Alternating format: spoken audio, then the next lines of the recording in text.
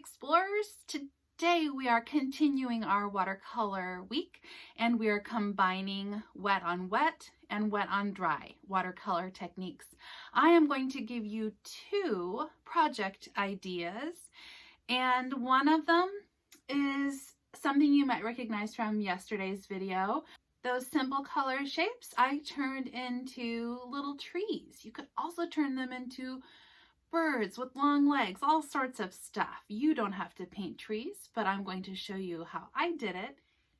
I am also going to show you how I painted this pretty wet on wet and wet on dry flower wreath. The secret of watercolor painting is to practice and be patient. If something doesn't happen the way you expect, think about how you can turn it into something you like. I also want to remind you that I used this Crayola watercolor set for all of my paintings, so you don't need expensive supplies for this. All you need is practice and patience. So in addition to practice and patience, obviously I also need good paper, watercolor, and a paintbrush. I started this painting yesterday when I was demonstrating wet on dry watercolor techniques. Wet on dry is kind of the painting you're used to doing. One of the things I love about watercolor is that I can layer colors on top of each other. And I decided to turn these color shapes into trees. You can see that since I've already got a dry green triangle, when I put more color onto this, it's not going to blend and bleed since that paper is totally dry. I also love how when I put different colors on other colors, for example, this blue on that yellow, I love how color mixing happens, not because the colors are blending together, but because layering blue on yellow makes green. I decided to give this tree Y branches. That means every time I paint something, I paint a little Y. I'm going to show you how I finished the rest of my crazy trees.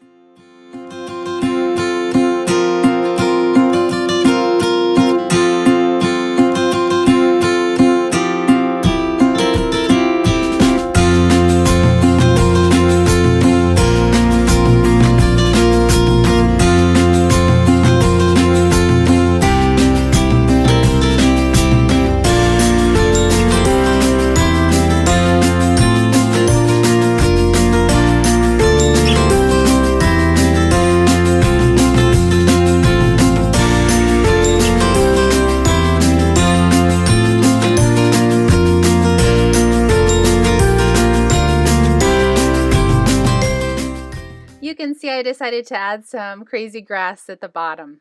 All right, I've got a time lapse of how I used wet on wet for this painting too.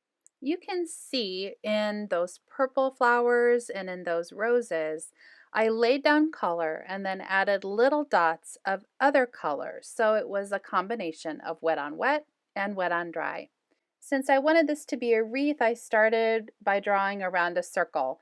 I'll let you watch how I finished it up.